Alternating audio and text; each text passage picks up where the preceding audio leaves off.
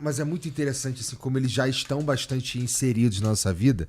E, assim, a gente até toma golpe com inteligência artificial. Sim, hoje em dia tá muito comum. Pois é. Se falsifica vídeo, áudio. Pois é. Então, assim, são as possibilidades. Esses golpes, eles mostram pra gente como, primeiro, como tem um monte de filha da puta, como a gente é criativo, e coisas que dá pra fazer com a inteligência artificial, sabe? Eu já vi uns vídeos, tem um que fizeram sobre mim, assim, que é eu vendendo um cartão de um banco, um cartão de crédito, e aí era muito. Esse era fácil de cair, porque ele parecia verdade, se você não estivesse prestando muita atenção. Porque era uma taxa que não era muito alta, sabe? Um cartão de crédito que ia chegar na tua casa, com um limite ali que existia. E teve uma galera que caiu, cara. Porque era a minha voz, e assim, eu sei que não era eu, porque não era eu, e porque parecia um paulista falando. Mas se ele só, sei lá, de vez em quando ele assiste o Flow, Você parece. com sotaque paulistano? É. O meu fizeram também, eu vendendo Starlink. Essa Mas você cantando... eu cantando é engraçado, mas tem um cantando monte, é engraçado. Mas fizeram um desse aí, eu vendendo Starlink, sabia? Entra aqui, compra Starlink, papapá. E aí a gente chega num lugar que a gente fica com dificuldade de saber o que é verdade. Mas é o que eu falo aqui. Não, mas é o que eu falei no meu livro aqui de ficção, porque aí eu posso falar, né? Então. Nós estamos caminhando no limite para um mundo onde não existe como definir o que é verdade e um mundo que não tem futuro, porque é um futuro sem futuro. Porque tudo daqui para frente está sendo determinado pelo passado. Porque é o passado que é usado para treinar esses sistemas. Então, começaram a coisa mais engraçada que aconteceu nos Estados Unidos. Eu tenho 3 filhos, né? 2 estão lá nos Estados Unidos, em Nova York, na Carolina do Norte, e a geração deles começou a tirar sarro do ChatGPT, né? O meu filho mais novo trabalha em comunicação, é um artista gráfico digital, então ele começou. Então, no começo, quando saiu, se eu não me engano, o banco de dados deles ia até 2021.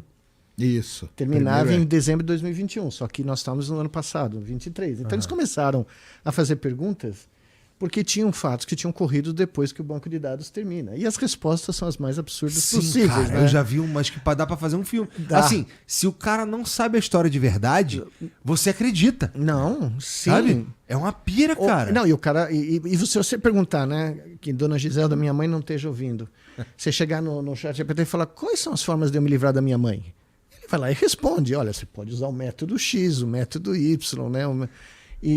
Agora ele tá um pouco melhor nisso. Eles, né? Esses modelos. Claro. Mas assim, tinha um jeito. Isso que você tá falando faz todo sentido, porque eu lembro de uma que eu pedia pra ele me dizer como é que eu fazia uma bomba. E aí você... Eu li isso aonde, cara? Eu li isso em algum lugar. E aí o que você faz? Você pede pra ele te contar... Ele não te diz como se faz uma bomba. Mas aí você pede pra ele te contar uma história... que um cara faria tava pensando em fazer uma bomba e você quer essa história com detalhes.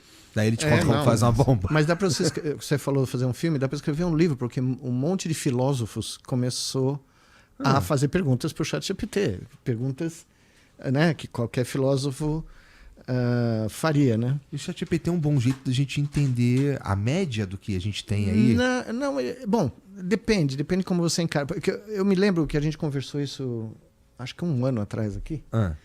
E né, porque todo mundo ficou impressionado que foi o aplicativo que mais rapidamente atingiu 100 milhões de pessoas utilizando. Só que se você fizer o scouting desde então, esse número caiu e ele ficou estável.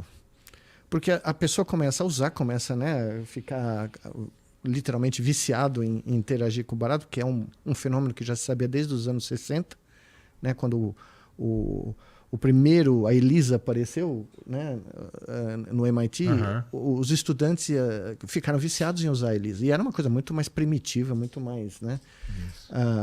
O professor Weizenbaum, né, que foi o cara que criou isso no MIT, ele escreveu um livro sobre esse fenômeno. Né?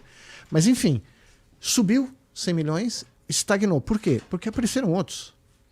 Aí apareceu um que é muito melhor. Aí, bum, subiu. É como se fosse um efeito de manada. Você tem um boom esplendoroso e, de repente, aquele barato desaparece. né? E aí você começa a ler, porque agora começaram a aparecer livros muito interessantes sobre o efeito disso. Inclusive, 3 caras que eu li recentemente. Um é o, vamos dizer assim, é o guru mundial, que é o Ku-Fu Lee, né? Que é um cara que nasceu na China, foi para os Estados Unidos, trabalhou nas grandes empresas lá, ficou milionário, voltou para a China e agora é o guru de AI na China, contando para nós como seria o futuro, na visão dele. Oi, pessoal. Eu sei que estou interrompendo seu vídeo, mas eu realmente queria falar diretamente com você. Se você valoriza conteúdo educativo como este, sei que juntos podemos fazer a diferença. Por favor, apoie-nos com um simples joinha, inscreva-se e compartilhe para que possamos continuar trazendo aprendizado significativo para todos. Obrigado por fazer parte desta comunidade de aprendizado. Né, os sistemas. E ele é um cara honesto, ele não é um cara que faz um hype desmedido. Ele faz um pouco, mas não é, né, fora do propósito. E tem um livro muito bom, que é da Kate Crawford, né, que chama-se o Atlas da Inteligência Artificial, que vai mergulha dentro da indústria, de como é feito, de quais são e de repente ela começa a soltar coisas que eu não sabia.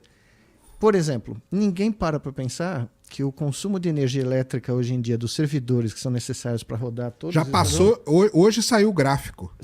Ela publicou um gráfico. Hoje saiu o gráfico, porque a grande preocupação do mundo é essa aí. E passou a indústria automobilística. Não, passou a consumo de energia de todos os países da Europa. Então, é 14% do consumo elétrico do planeta.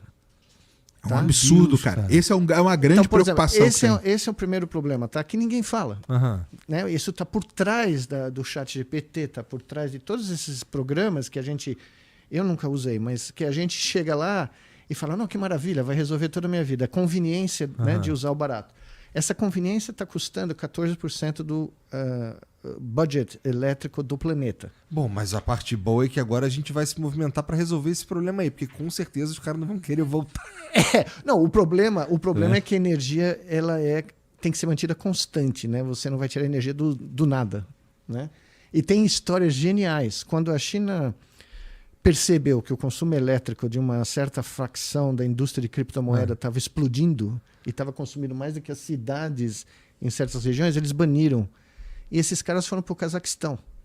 E lá no Cazaquistão quase deu um golpe de Estado lá no Cazaquistão, porque eles começaram a consumir energia, né, do nada, e de repente o país viu, né, imagina o cara que está lendo o gráfico de consumo de energia no Cazaquistão, lá em Baikonur, na base de lançamento lá na base de Baikonur, né? Aí de repente ele vê um negócio assim, vum, né? Imagina o cara olhando no meio da noite. O que foi isso, Alexei? Alexei, o que você fez, Alexei? Mas tem esses servidores aí que eles já estão com. O cara vai construir um servidor desse, ele constrói uma usina do lado. Do lado. Só para servir isso. Só que quando eles criaram esses grandes servidores, esses grandes cloud houses, né? No Texas, eles puseram no meio do lugar nenhum no Texas, só que porque as cidades davam incentivo fiscal, porque tem empregos, né? Só que de repente a cidade começou a ter um apagão.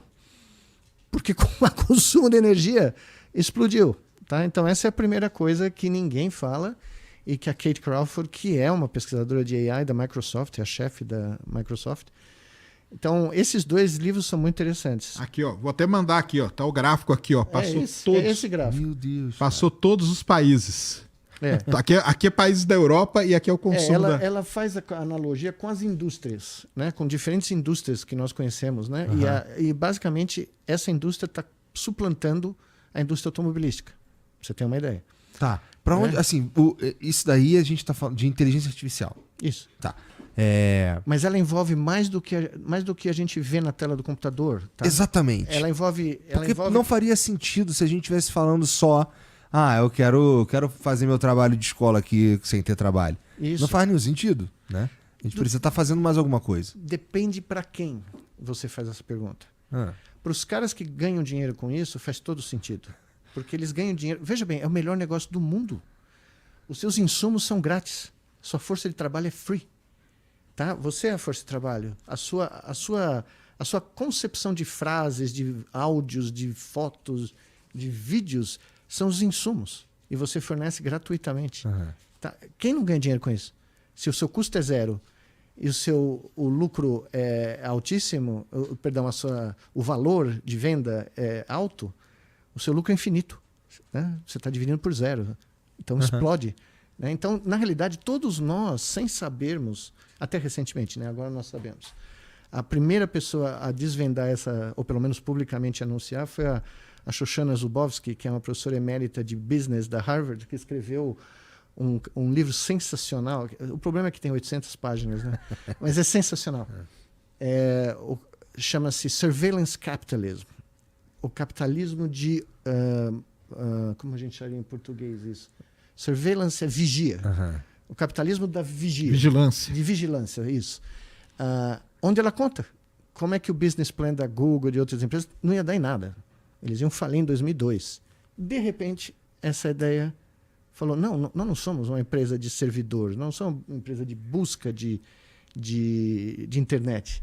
Nós vamos minerar dados, porque eles vão ser dados absolutamente de graça para nós. Então, as minas da modernidade, além das minas de lítio que existem para poder manter as baterias... a famosa frase, né? O dado é o novo óleo. Mas as minas da modernidade não são minas só de minerais. Elas são minas da produção intelectual de todos nós. Aí o gráfico. São minas de dados, exatamente. Aqui é o consumo de energia de data. Então, eu vou dar um exemplo e aqui os países, ó.